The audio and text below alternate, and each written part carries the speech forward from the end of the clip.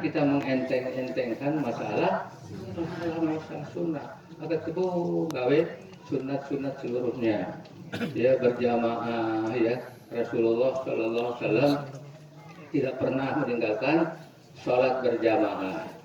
Ya, jadi untuk berdekat di masjid terutama sekali sampai-sampai sebutnya si Rasulullah la sholata li jaril masjid illa fil masjid. Ya, artinya tidak sempurna, tidak sah dia. Tidak sempurna sholat seseorang yang bertetangga dengan masjid kecuali di masjid. Oh, dia narak kena anak. Ya, sholat kesin ringan, ketin narak apa-apa.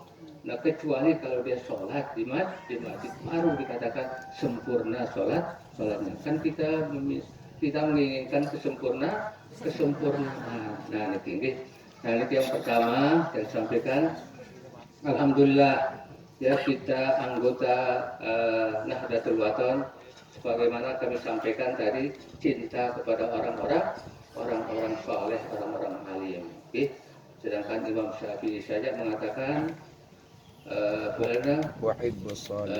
uhibbus shalihin walastu minhum la'alli ana syafa'at. Aku cinta kepada orang-orang saleh, kepada ulama-ulama, kata Imam Syafi'i. Imam Syafi'i coba seorang ulama besar ya, ulama besar, ulama mujtahid mutlak. Beliau mengatakan uhibbus shalihin walastu minhum. Saya cinta kepada orang-orang saleh katanya walastu minhum, padahal walaupun aku katanya itu bukan seperti mereka. Coba mungkin tawadu ya Imam Syafi'i, padahal dia sudah melebihi orang-orang saleh, melebihi ulama. Tapi beliau ya seperti Syekh Muhammad enggak. Di karangan ratusan karangannya Syekh Muhammad si datang waktu Hultah niki pancor niki. Beliau datang ke pancor berziarah kepada Maulana Syekh Yasin Al-Fadani, datang juga ziarah kepada Maulana Syekh dulu waktu Hultah niki. Syekh Mukhtar Endah datang ke ziarah. Syekh Zakaria Bila ya teman beliau sekelas niki datang beliau dengan pengarang banget. Nah itu apa ya, itu karena cintanya kepada orang-orang soleh, dengan soleh, dengan ulama-ulama.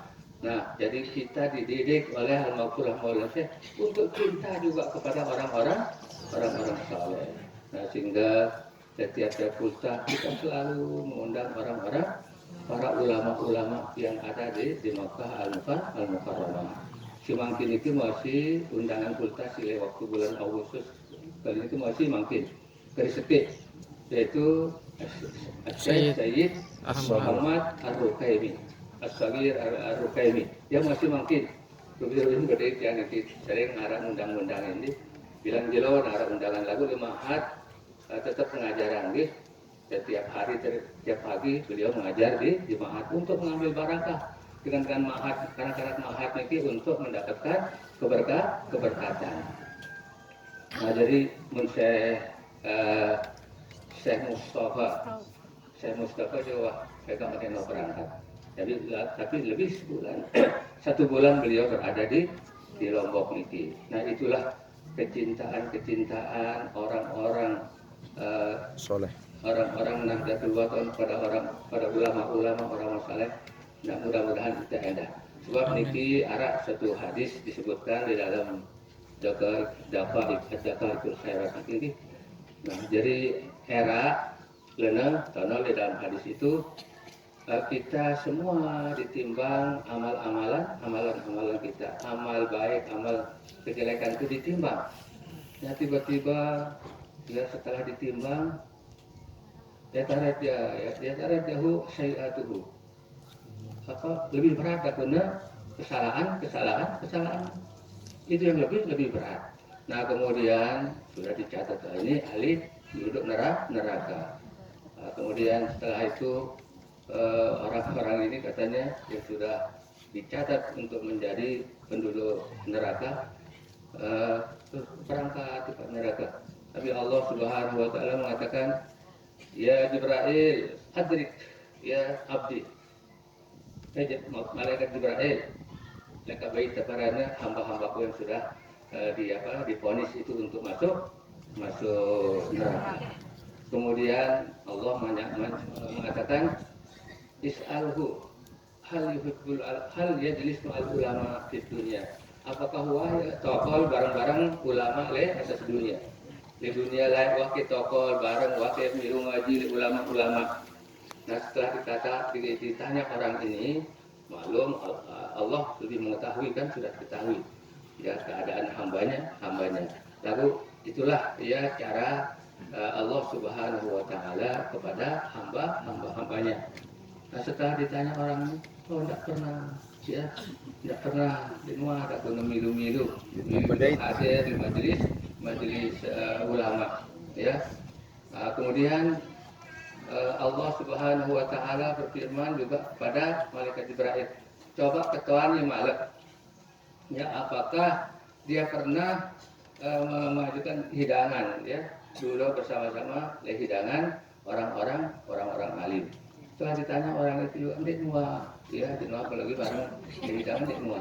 Nah kemudian ya apakah pernah dia bersama-sama tinggal di satu desa di tempat orang-orang yang tempat orang alim ya. Hal yaskufi maskani al-ulama, apakah dia pernah tinggal ya pada tempatnya tinggal tuh, atau pernah yang mengundang ulama apalagi sih nama nikmah ya. Nah terakhir coba ketahuan ya apakah dia cinta kepada orang yang mencintai ulama ya. Jadi itu pertanyaan terakhir. Ternyata dakuna dengan ketuaan ketuwe siapa karena si temenannya dengan si teman-teman le ulama. Nah sehingga dia mengatakan dia supaya dia akan mendapatkan syafaat dari ulama karena dia cinta kepada orang yang mencintai ulama. Apalagi kita langsung dengan si cinta dari ulama itu yang kita cintai, kita akan mendapatkan syafaat dari mereka. Nah kita insya alhamdulillah dididik oleh al-Maghfurah Maulana Syekh ya untuk mencintai orang-orang saleh dan ulama. Gitu. Lalu kita ngaji, lalu kita perkultah ya. Nalayatan endah ini termasuk lalu kita menjadi ulama kami jauh ya. Ya murid-murid ya ulama, orang yang cinta kepada ulama insya Allah akan selalu tanda cinta kepada ulama, tapi ulama yang sebenarnya. Karena ulama ini innama yakhshallahu min ibadihi al-ulama. Ya. Nah, jadi innama yakhshallahu min ibadihi al-ulama. Ya, kebalak sana sini. Jadi ulama-ulama itu pasti cinta, pasti senang kepada Allah Subhanahu wa taala. Pasti bertakwa, pasti ibadahnya itu lebih kepada Allah Subhanahu wa taala. Kalau ulama yang sebenarnya menutilah ya ulama itu. Jadi setiap orang yang menjadi waliullah itu dia pasti orang yang sudah ma'rifat, orang yang sudah kenal dengan Allah Subhanahu wa taala. Ya. Itu kalau waliullah ya, waliullah. Karena syaratnya kita menjadi orang yang dekat dengan Allah Subhanahu wa taala itu harus ma'rifat ya. Jadi apa istilahnya syariat, tarikat, kemudian ma'rifat hakikat dan ma'rifat. Jadi ada telu.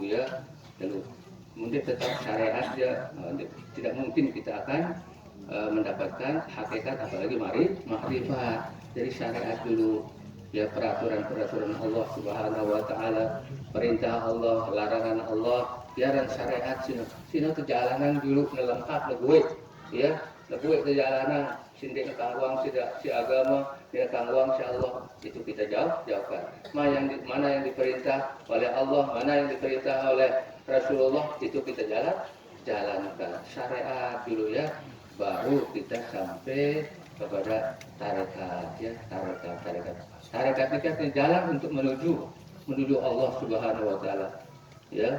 Kemudian hakikat, ini hakikatnya apa sebenarnya ya, kita mengetahui hakikat yang sebenarnya. Karena hakikat ini endah nafiarana agak berat nih, berat ya. Jadi belum kita sampai kepada hakikat ya, hakikat. Karena le awak doang, arah-arah sifat, arah-arah hakikat. Jadi sifat itu di luar hakikat.